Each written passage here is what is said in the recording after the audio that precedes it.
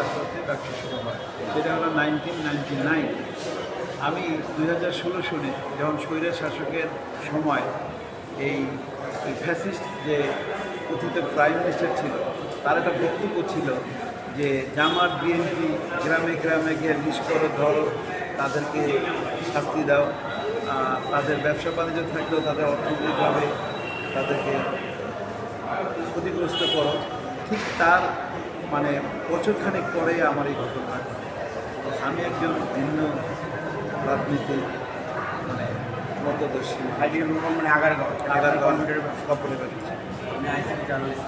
আচ্ছা, শুধু কম্পিউটার ব্যবসা না, আপনার বাংলাদেশে যত কম্পিউটার কোম্পানি আছে, যত বড় বড় ব্যবসা আছে, আমার কথা জিজ্ঞেস করবেন যে আইমার কম্পিউটার টেকনোলজি লিমিটেডের মালিক আক্তারুজ্জামান চেনে নাকি?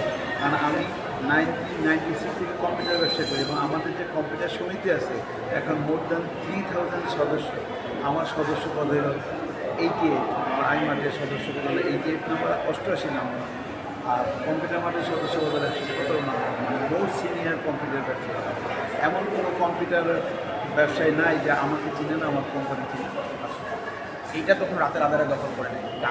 এই আইডিবি যে দায়িত্বে আছে, যে নাম হলো নিয়াজ খান, উনি ওনার পাওয়ারে বা ওনার দুঃসাহসিক কর্মকাণ্ডে আমার ব্যবসাটা বিনা নোটিশে বিনা কারণে মানে বন্ধ করে দেয়। তখন আমি যুক্তরাষ্ট্রে ছিলাম, আমেরিকায় থাকতাম, হ্যাঁ, এবং দেশে খুব কম আসতাম। প্রতিষ্ঠানটিকে এখনও বন্ধ আছে। প্রতিষ্ঠানটা বন্ধ করে দেওয়ার পরে আমার ওই প্রতিষ্ঠানগুলো সে আবার অন্যজনকে ভাড়া দিয়ে দোকানটা অন্যজনকে ভাড়া দিয়ে। এবং আপনারা যদি চান, আপনার নিয়াজ খানকে গিয়ে ধরেন, যান, জিজ্ঞেস করেন যে এই ব্যবসা আপনি কেন বন্ধ করছেন, কী রাইট আছে। নিয়াজ খান এখনও মানে প্রহন্ত বিয়াতে উনি ওই চেয়ারে আছে, হয়তো এখন আজকে সাংবাদিক সম্মেলনের পরে উনি আইডি ভবনের এখন কোন দায়িত্বে আছেন? ওই যে সিইও আছে, ওই চিফ সিইও। এটা কি সরকার নিয়োগ দেয় নাকি না বেসরকারি? না না, এটা সরকারি নিয়োগ দেয়, সরকার নিয়োগ দেয়। কারণ এটা অপ্রতিষ্ঠিত গভর্নমেন্টের সমস্যা। এখন আপনার মূল দাবি হচ্ছে? আমার মূল দাবি হলো যে আমাকে যে ক্ষতি করছে, আমার বিজনেস নিয়ে গেছে, আমার 8-10 কোটি টাকার ইনভেন্টরি ছিল, মালামাল ছিল, আমার 2টা পজিশন, এবং আমি 10 বছরে প্রায় না হইলেও মানে বছরে যদি 10 কোটি টাকা কামাইতাম, হ্যাঁ, মানে 1 কোটি টাকা কামাইতাম, তাহলে 10-12 কোটি টাকা ক্ষতি হয়েছে, 2টা ব্যবসা চলে গেছে, আমার মালামাল গেছে, আমার সব অনলাইন করা হয়েছে। প্রতিটা সরকারের বা গত সরকারের ছিল বা না না, ওই শাহজাহান খানের বসে হলো নিয়াজ খান এই সমস্ত কিছু। শাহজাহান খান মানে শাহজাহান খান মাদারি করেছে, স্যাটেলাইট কোম্পানি না? না না, শাহজাহান খান মন্ত্রীর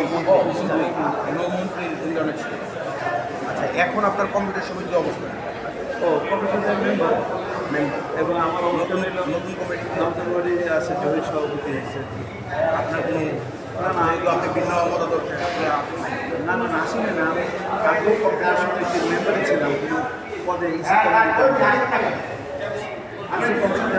তারা জানে, আমরা সবাই চিনি।